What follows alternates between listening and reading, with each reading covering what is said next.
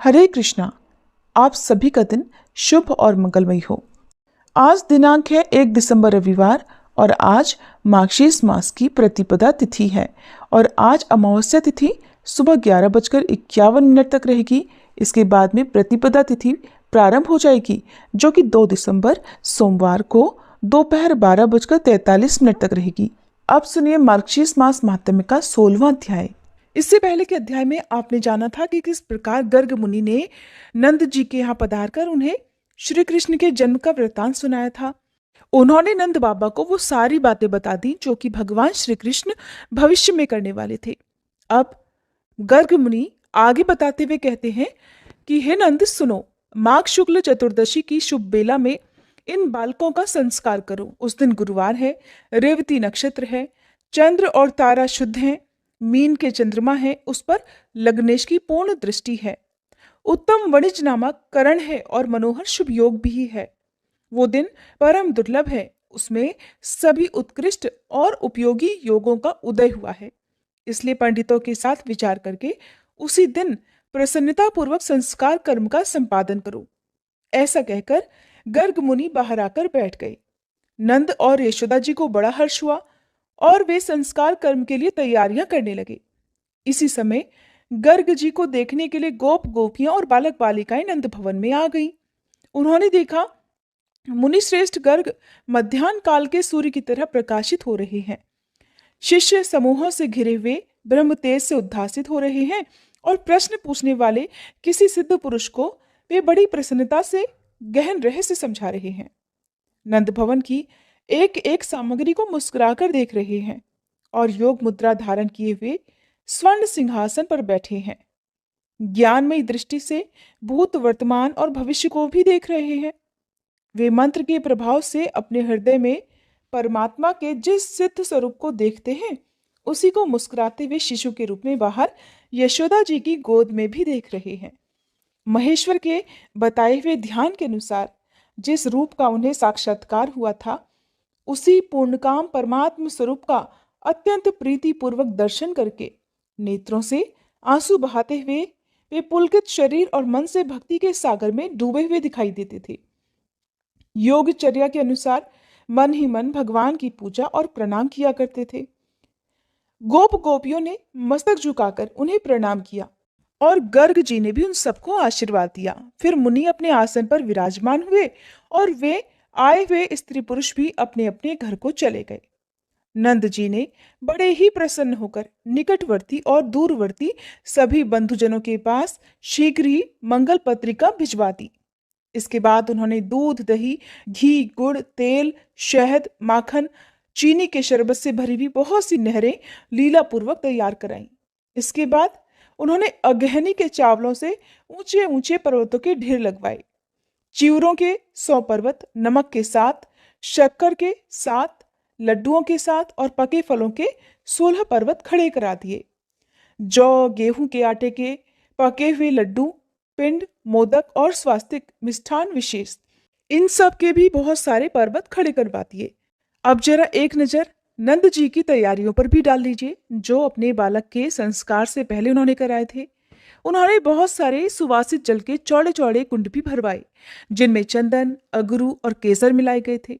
नंद जी ने कौतूहलवश तरह तरह के रत्न, तरह तरह के स्वर्ण, रमणी, मोती, मूंगे, अनेक प्रकार के मनोहर वस्त्र और आभूषण भी पुत्र के अन्नप्राशन संस्कार के लिए संचित किए थे। आंगन को झाड़ बुहार कर बड़ा सुंदर बनाया गया था। उसमें चंदन मिश्रित जल का छिड़काव किया गया।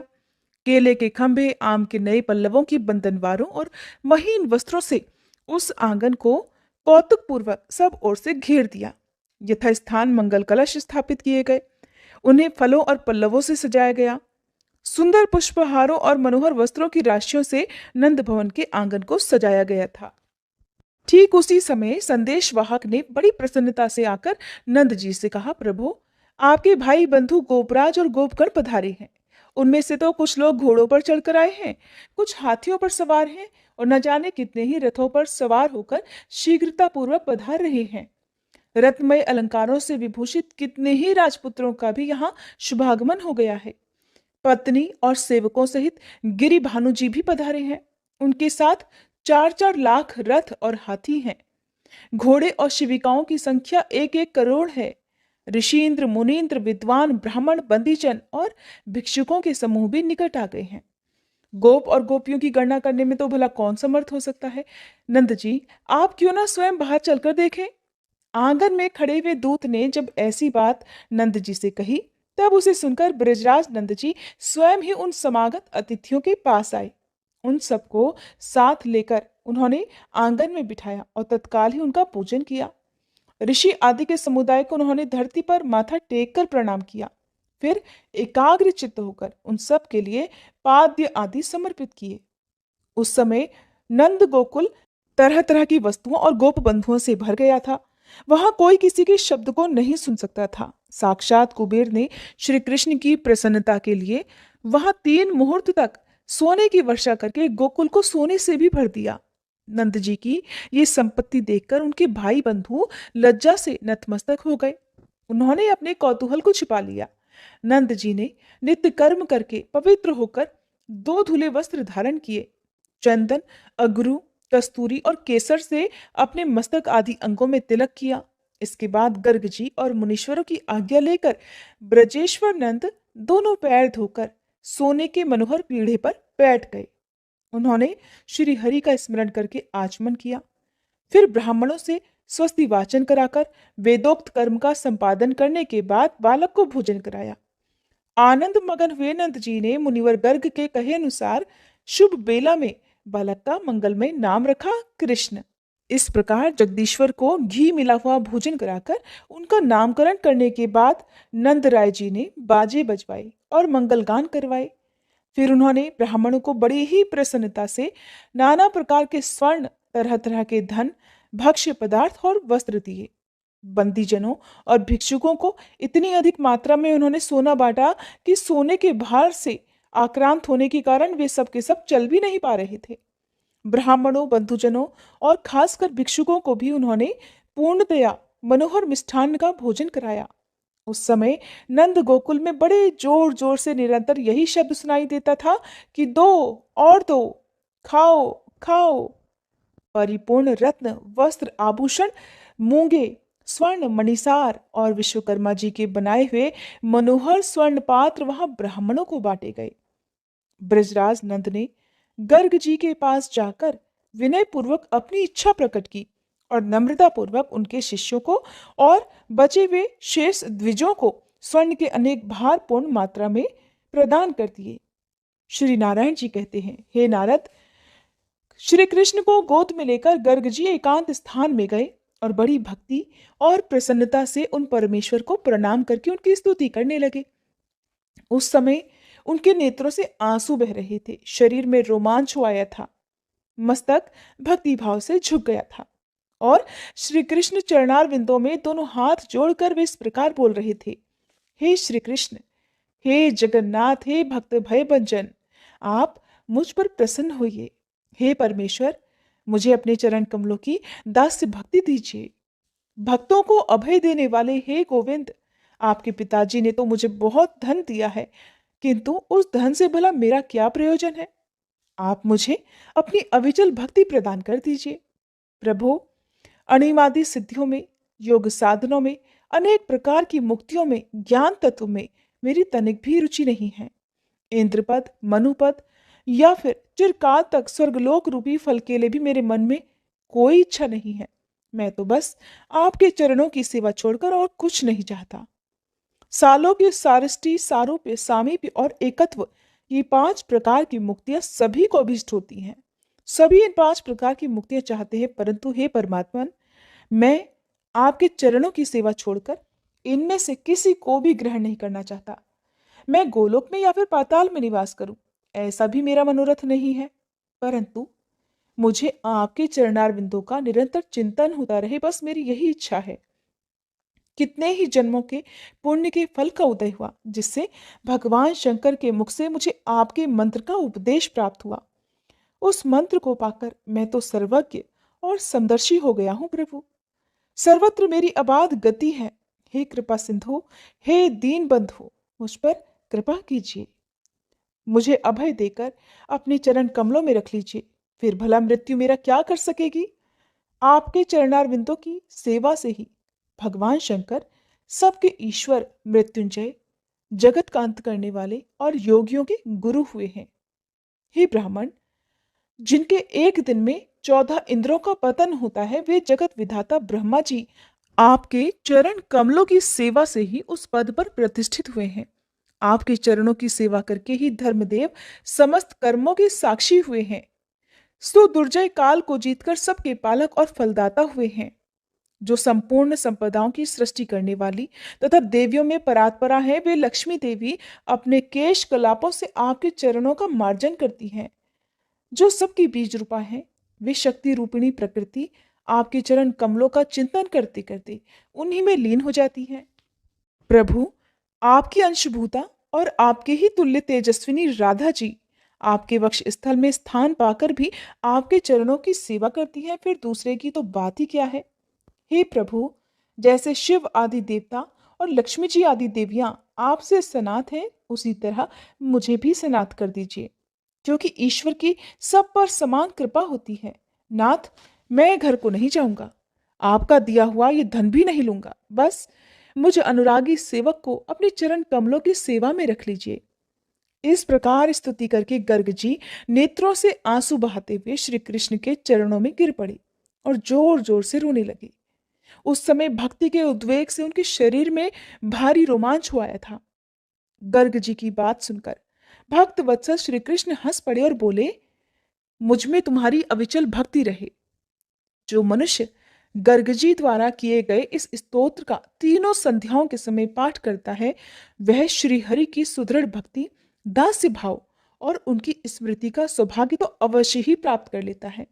इतना ही नहीं, वह श्री कृष्ण भक्तों की सेवा में तत्पर होकर जन्म, मृत्यु, जरा, रोग, शोक और मोह आदि के संकट से भी पार हो जाता है। श्री कृष्ण के साथ रहकर सदा आनंद भोगता है और श्री हरि से फिर कभी उसका वियोग नहीं होता। भगवान नारायण कहते हैं, नारद, श्री हरि की इस प्रकार स्तुति करके गर्ग मुनि ने उन्हें नंद जी को दे दिया और प्रशंसा पूर्वक कहा, गोपराज, अब मैं घर को जाता हूं, आज्ञा दो। अहो, कैसी विचित्र बात है कि संसार मोहजाल से जकड़ा हुआ है। जैसे समुद्र में फेन उठता और मिटता रहता है, ठीक उसी प्रकार इस भवसागर में मनुष्यों को संयोग और वियोग का अनुभव होता रहता है। गर्ग जी की ये बात सुनकर नंद जी उदास हो गए, क्योंकि साधु पुरुषों के लिए सत्पुरुषों का वियोग मरण से भी अधिक कष्टदायक होता है।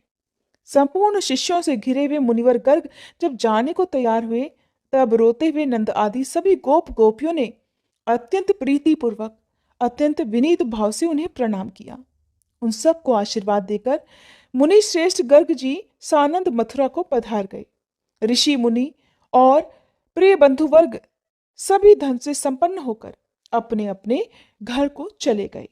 फिर सभी बंदी जन भी पूर्ण मनोरथ होकर अपने अपने घर को लौट गए। उन सबको मीठे पदार्थ, वस्त्र, उत्तम श्रेणी के अश्व और सोने के आभूषण प्राप्त हुए थे।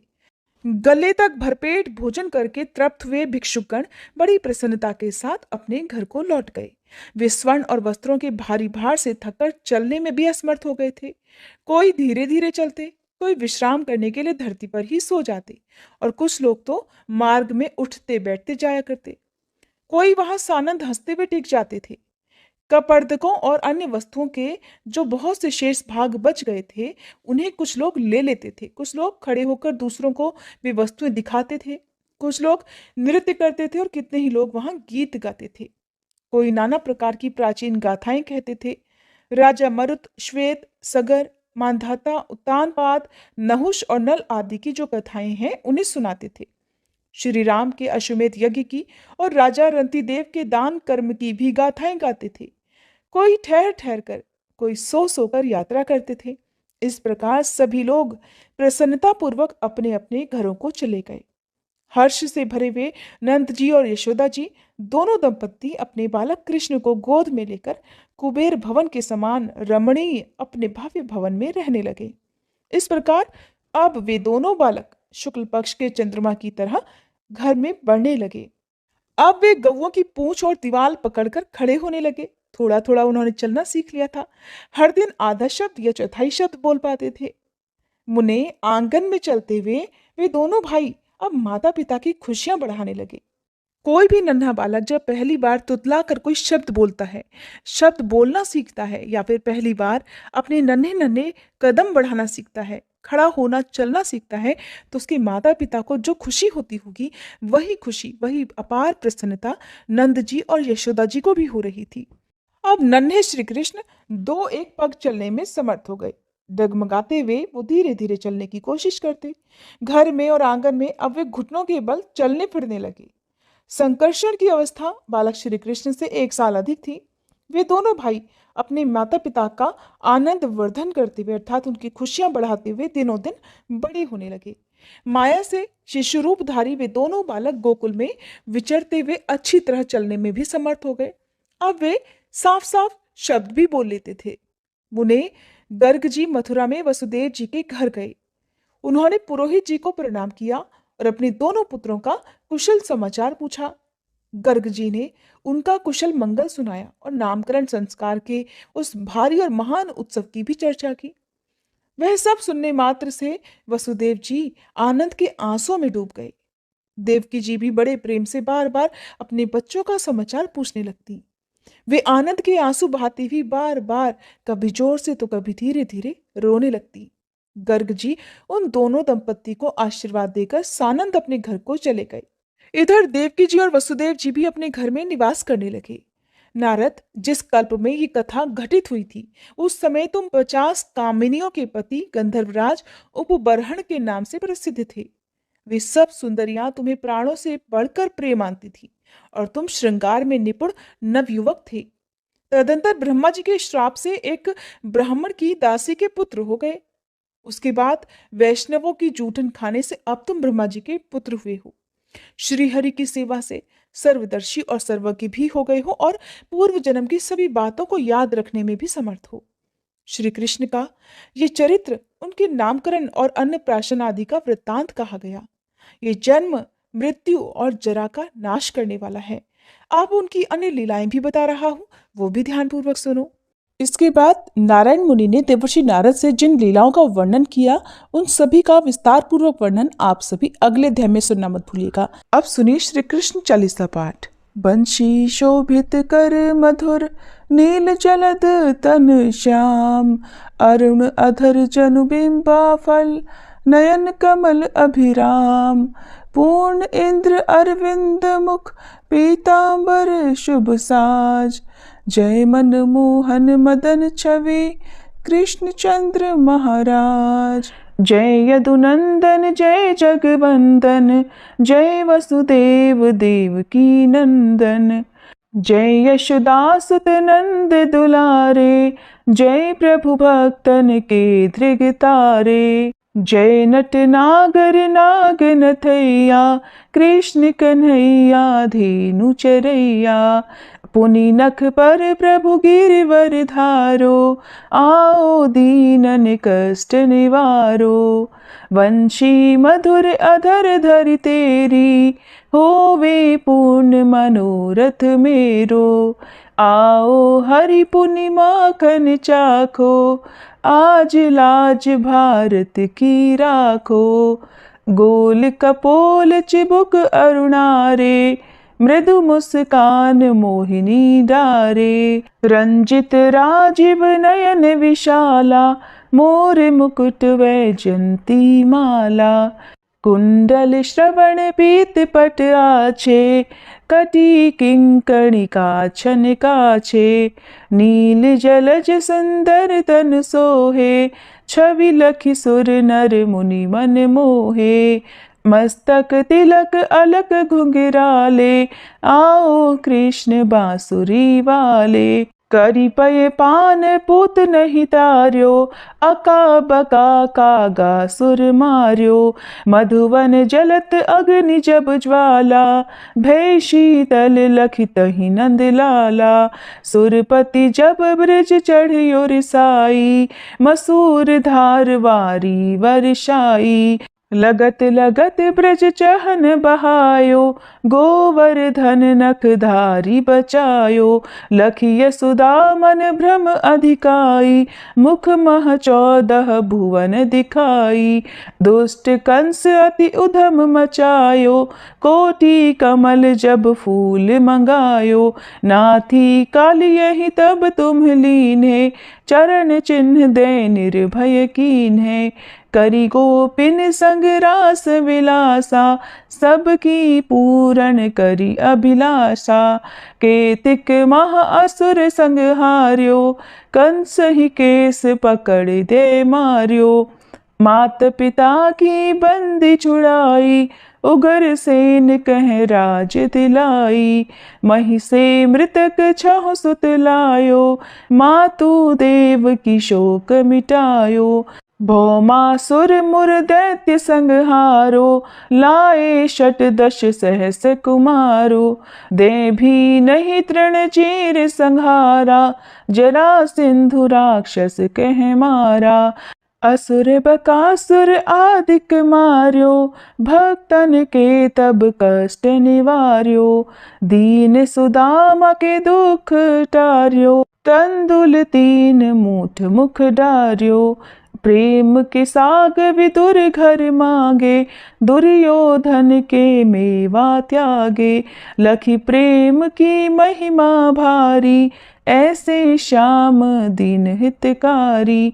भारत के पारथ रथ हाके, लिए चक्र कर नहीं बल ताके। निज गीता के ज्ञान सुनाए, भक्तन हृदय सुधा वर्षाए। मीरा थी ऐसी मत वाली, विष पी गई बजा कर ताली। राना भेजा सांप पिटारी, शालिग्राम बने बनवारी। निज माया तुम विधि ही दिखायो, उरते संशय सकल मिटायो। तब शत निंदा करि तत्काला, जीवन मुक्त भयो शिशुपाला। जब ही द्रौपदी टेर लगाई, दीनानाथ लाज अब जाई। तुरत ही वसन बने नंदलाला, बढ़े चीर भय अरि मुँह काला। असनाथ के नाथ कन्हैया, डूबत भंवर बचावत नैया। सुंदर दास आस उरधारी, दया दृष्टि की जय बनवारी। नाथ सकल मम कुमति निवारो, क्षमहु बेगी अपराध हमारो। खोलो पट अब दर्शन दीजे, बोलो कृष्ण कन्हैया की जय। बोलो कृष्ण कन्हैया की जय, बोलो कृष्ण कन्हैया की जय। ये 40 कृष्ण का पाठ करे उरधारी, अष्ट सिद्धि नवनिधि फल लहे पदार्थ चारी। बोलो श्री कृष्ण भगवान की जय।